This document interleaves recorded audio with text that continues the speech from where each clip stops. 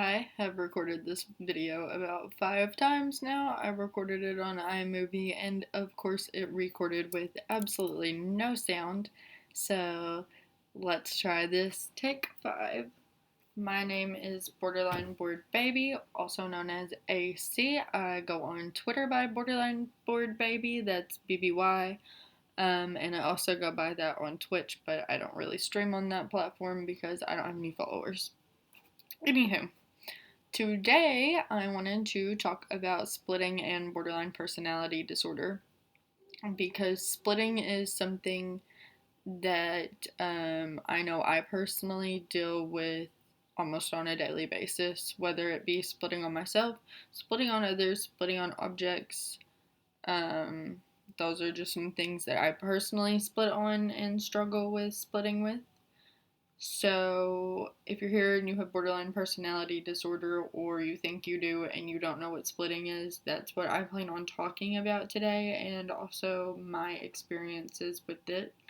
So, what is splitting? Splitting is a response to fear of rejection or abandonment, or also a fear of like emotional trauma or anything emotional that is not good. Like you're scared of it. Splitting is basically um, black and white thinking, so there's no middle ground. You're split into two. People sometimes split in perfect versus evil. All or nothing splitting. You either loved me or you never loved me. Black and white splitting. Good and evil splitting. Always right, never right splitting. And then personally for me, I have this type of splitting where I deal with paranoia versus non-paranoid thinking. So when I'm splitting, I just imagine that that person that I am splitting on is out to get me. It's not fun. It's not a fun thinking process, but splitting is actually normal in babies and toddlers, 18 to 36 month olds.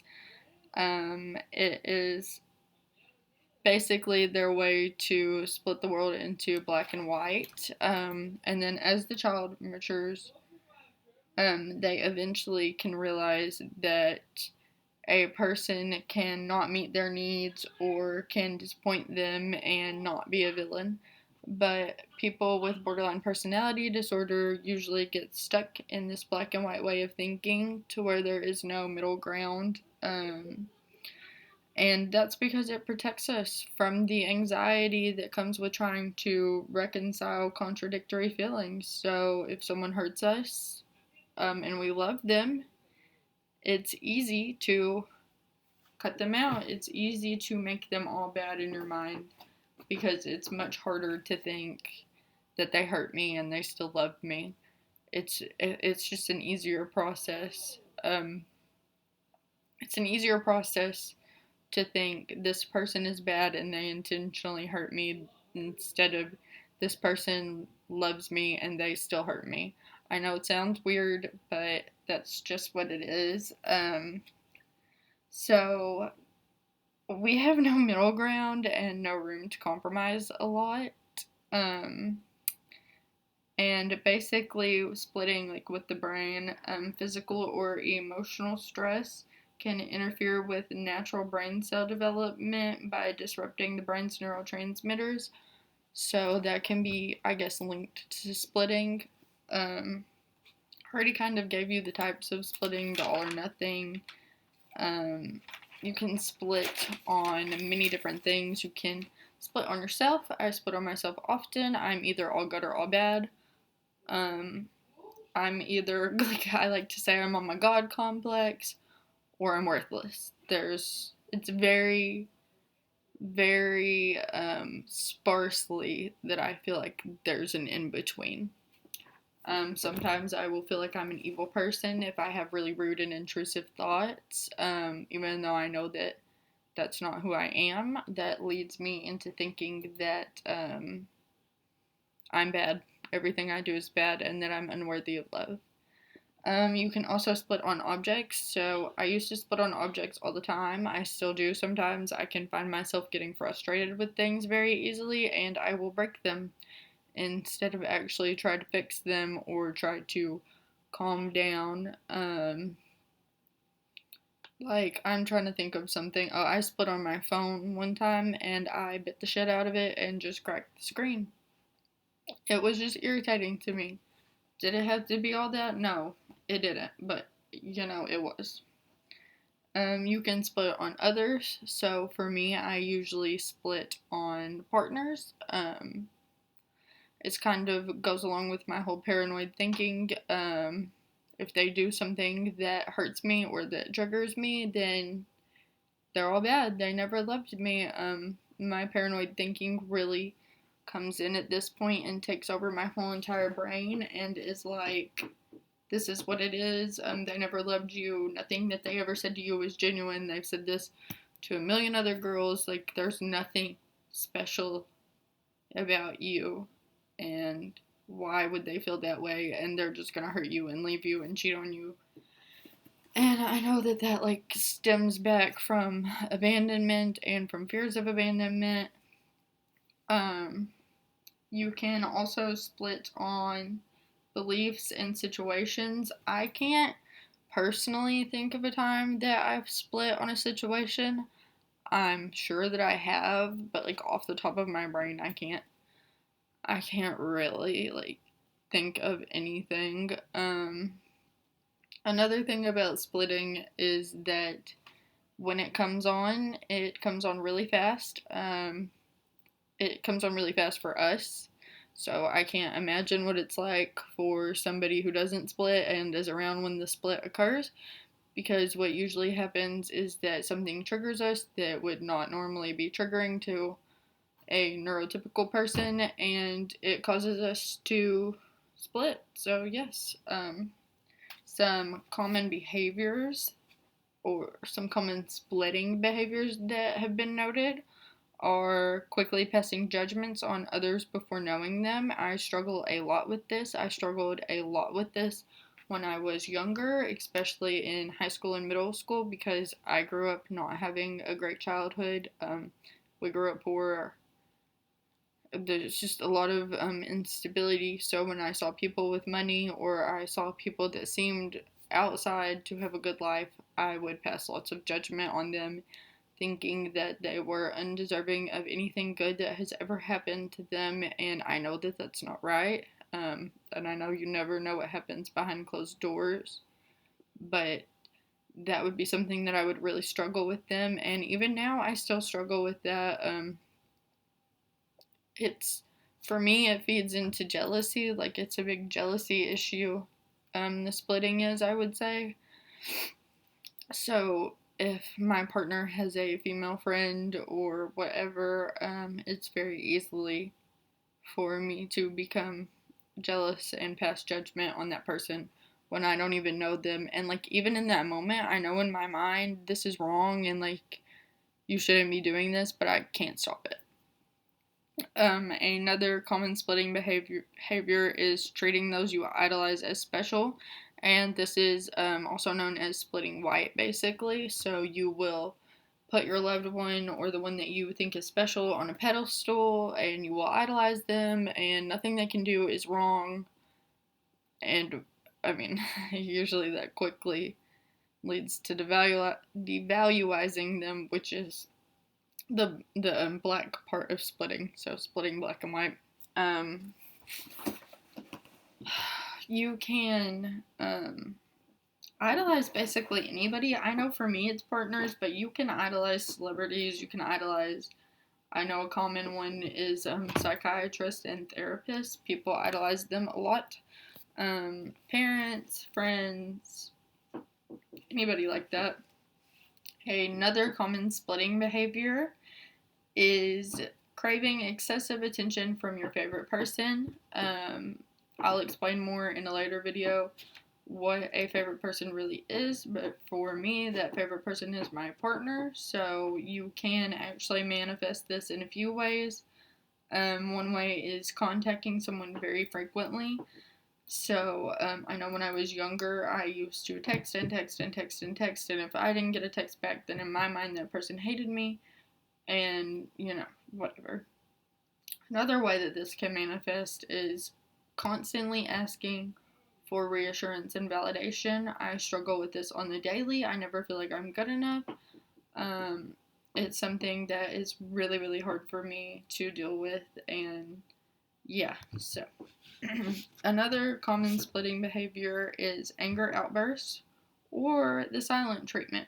So for me, when I was younger, I had a lot of anger outbursts. I would scream, I would yell, I would slam the door. I would start verbal altercations with people.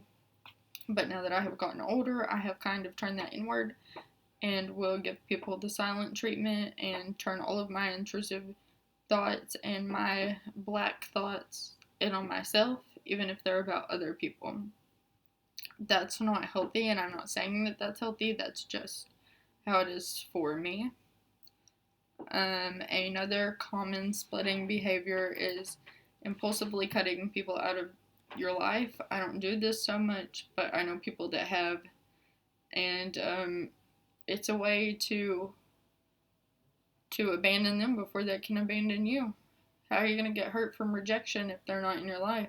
You're not. That's just, the truth. Another common splitting behavior is plotting revenge on devalued others. This is one I do constantly. I didn't even realize this was a splitting behavior until I went to make this video, but sometimes I'll just be driving in my car and listening to response disses and thinking about how I'm gonna eventually one day be this great person and I'm gonna pull up and flex on everybody that ever did me wrong, or I'm gonna get revenge on them because I'm gonna be so awesome. And I know for some people that may manifest in other ways, like revenge, like physical revenge or cheating on them. Sometimes this happens for me. If I feel hurt by a partner, I won't cheat, but I will get the the really bad thoughts of I want to hurt them because they hurt me. I want to hurt them. They hurt me. What should I do? Roommates are so loud. Anyways, number 7 of the common splitting behaviors is expecting others to choose sides and devaluing,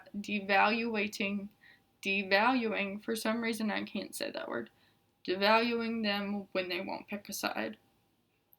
I think that has a lot to do with because we think so much in good and bad and so much in black and white and have no middle ground that we expect other people to have no middle ground. Some other symptoms or behaviors of splitting are projections of emotions and identifications. So you may project your anger, or for me, I project a lot of what has happened in my childhood onto current partners. So I had a split the other day because well, it's kind of a long story, but I had a split the other day. And when I got it all out, and I figured it all out, and I, did all my talking and did all my writing, I realized that I was projecting that split onto my partner, and that it was things that had bothered me since childhood, feelings of not being protected. It really had nothing to do with the actual split. It had nothing to do with my boyfriend. He didn't have anything to do with the actual split. He just triggered it. Some other things are acting out without consideration to consequence. When I was younger, I would do this a lot. I would scream and yell and, top of my lungs, scream, without consideration that maybe it would get me into trouble or get my parents in trouble or get us evicted or whatever. Whatever. Also, denial is one. So, ignoring facts and reality. That happens a lot with me in splitting. You can sit there and tell me that tell me that you love me and that this situation isn't true till you're blue in the face, and I'm not going to believe you because I'm in denial because I am so hurt that I just want to believe that, like I just want to believe it. Passive aggressiveness is another one. I struggle with this a lot. My facial expressions are very out there, like they can be very mean, and also my tone of voice can be very passive aggressive, and I feel like when that's because I feel like it's always been just me defending myself. So when I'm in the split and I'm splitting black, and I think that person hates me, then I'm gonna get defensive because I feel like I'm the only person that can protect myself. So, another thing is omnipotence, or the belief that you possess superiority in intelligence or power. That kind of goes back, I think, to my God complex thing. I'm not really sure. And then the last kind of like symptom or common splitting behavior I want to talk about is emotional hypochondriasis. I really don't know how to say that word. I'm sorry. But it's trying to get others to understand how severe your emotional pain is. So for me, that manifests in constantly saying, why would you do this to me? Why would you do this to me? And I literally will say that 500 times in a row. Why are you hurting me this way? Why are you doing this? Do you understand how bad that hurts me? And like trying to get them to also see like my perspective in my shoes and be like, well, this would hurt you too, but in all reality it wouldn't hurt them on the same level because they don't have emotional dysregulation like I do. They do have self-soothing skills, and they do have basic distress tolerance skills, whereas I don't. So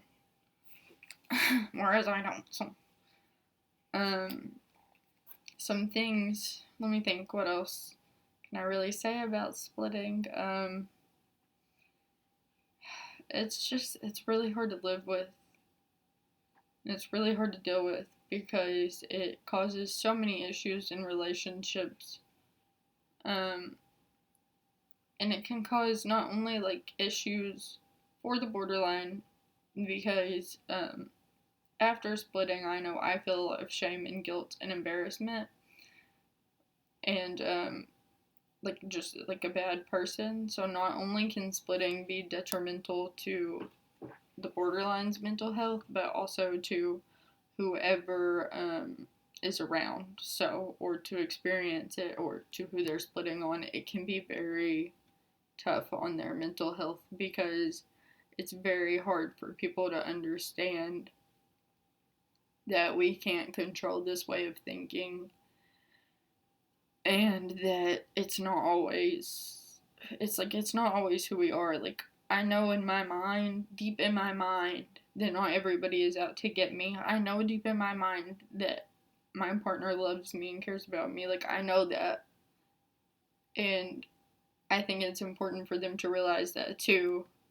But it's hard because because for me, I'm constantly showing, I feel like, that negative side and the negative thoughts I have, and it's too hard for me to explain the positive thoughts because I am so terrified of being rejected or abandoned. So, some ways to deal with splitting. I am probably not the best person to give advice on this, since I clearly stated I almost split every day, at least once a week, but a lot. I split a lot. And you can see that on my Twitter, because usually when I split, I'll just tweet ooh. It'll be the only thing I tweet, because it goes back to the I cannot say that word, thinking bad about other people. So it'll be ew on Twitter. So I'm probably not the best person to give these tips, but here's what I've got for you. You can go to therapy if you can afford it and it's close to you, and you want to. I know that that's not easy for everybody, and it's also just not possible for everybody to go to therapy. It's not accessible. I could go off on a rant about how our mental health system in America is just screwed up, but I will not. So, once again, that's kind of why I created this channel, so we can work through the basic distress tolerance and the grounding and the mindfulness and emotional regulation and all of those DBT skills together, so we can learn along the way how to kind of stop these things, or not necessarily stop, but make them better and improve our qualities of living. Um, some other things you can do are calm breathing. That never worked for me. I don't know, it just, calm breathing never worked for me. It always made my paranoia worse because I always felt like my lungs were bad. The only way that calm breathing works for me is if it's coupled with yoga and meditation. So, those are some coping mechanisms as well. Grounding yourself, so your five senses. That never really worked for me. I know it works for some people. I also think it's really important to recognize your impulses. Recognize your feelings. Recognize that you're angry. I think that's the first step, is recognizing when you're splitting. It's not gonna save you, like, it's not gonna make everything better, but it's helpful to know, your impulses. It's helpful to know when you want to hurt somebody or when you want to hurt yourself, so you can reach out, or you can journal that, or you can keep track of that. And then eventually, I think that maybe a pattern will be seen or something, and you'll be able to kind of figure out how to deal. So, and then also just developing coping mechanisms. Coping mechanisms are different for everybody. I can't tell you exactly what healthy coping mechanisms are, because for me, I like to sleep and go get tattoos and piercings. Are those necessarily healthy? No, they're better than SH though. So there's that. But people can do stuff like art, hiking, exercise, just whatever your hobby is, whatever takes your mind. I think it's good to, if your emotions are extremely heightened, to distract yourself. And don't get it twisted, I said distract, not avoid. I think you should come back to that situation, and when you're calm, think about what triggered it. Not to trigger yourself again, but to kind of get to the root of it. So maybe you can stop it, and maybe you can recognize before you split. And then some advice for people who love people who split. I would just say that, number one, be aware. Like, that's the main thing. If somebody has told you, I have borderline personality disorder, and you still want, like, you are interested in them and you want to date them, you need to learn about their disorder, because it's just like, you wouldn't date somebody who is epileptic and then not know anything about epilepsy. Like, that's silly. You should know, like, those things are chronic. That's stuff that you have to live with. And it's traumatic for us. It's not fun. We don't, like, pick to live this way. So I think it's very important, that if you're going to be with somebody who has borderline personality disorder, to educate yourself and to be aware, and to just realize that you can't take everything personal when a person is splitting, because kind of like how we think different than you guys do, you guys think different than we do. You just kind of have to try and put yourself in our shoes. And I'm not excusing harmful behavior or saying it's okay, but if somebody comes to you and says, I'm splitting and I'm upset and I need you to give me validation, or I need to talk about it, then don't get personal with, like, don't feel bad or whatever, don't take it personal. Listen to them. It's traumatic. Like, we've been through traumatic things. We need to talk sometimes, and sometimes it may sound ugly coming out, but it may help us in the end. I think that's something that I do a lot, is that I will be really defensive and really hateful, but after I get it all out, I realize why, and it's a relief. So I don't know. Also, I feel like people that date people with borderline personality disorder that are splitting, it's important to give them lots of reassurance and lots of validation, especially in the moment. So, like, for me, I think it would be nice to hear, like, I still love you. Like, this isn't, like, I know you think this way sometimes, but I still love you. I still want to be with you. I'm not going to leave you because you split this way. Or whatever type of validation or reassurance that person needs. It's also very important to use yes and statements. I don't really know what that means, but an example of that is like saying, yes, I'm setting a boundary, it would be a yes and. So, yes, I'm setting a boundary and I still love you. Or, yes, I'm going to spend time with my friends and I still love you and I still will be with you. Or, yes, I am going out, but yes, I am going out and I will still be faithful. Do you see how hard that is to do, though? Because I kept trying to put but instead of and, so I can see where that would be hard for people. Another thing is to just set boundaries, because, I know, like, I talk a lot about how you should be aware of the borderlines, like, mental health, because our mental health is fragile, but at the same time, you have to be aware of your own mental health. So, if something is bothering you or you feel like something is too deep, something that I suggest and my therapist has suggested to me and my boyfriend when we are in like a split or whatever, is that if I'm getting too mean or too whatever, then we both have safe words, and mine is sparkles and his is mangoes. And if he says that safe word or if I say that safe word, then one of us goes into the living room until we're calmed down. If I say that safe word and it's nice outside, then I will actively leave. I'm the one who gets to leave and go and drive and listen to music, because when I leave, then I know I'm reassured that I'm going to come back. If he left, that just makes the situation worse. That's something to think about. The only thing else I think I really wanted to add on splitting today is that borderline personality disorder, we are actually not the only people who deal with splitting. Splitting is common in depression with all or nothing thinking, which also, as you may know, depression is a comorbid, how do they say that, like, whatever, you can have depression and borderline personality disorder. So, and then another personality disorder that struggles with splitting is narcissistic personality disorder.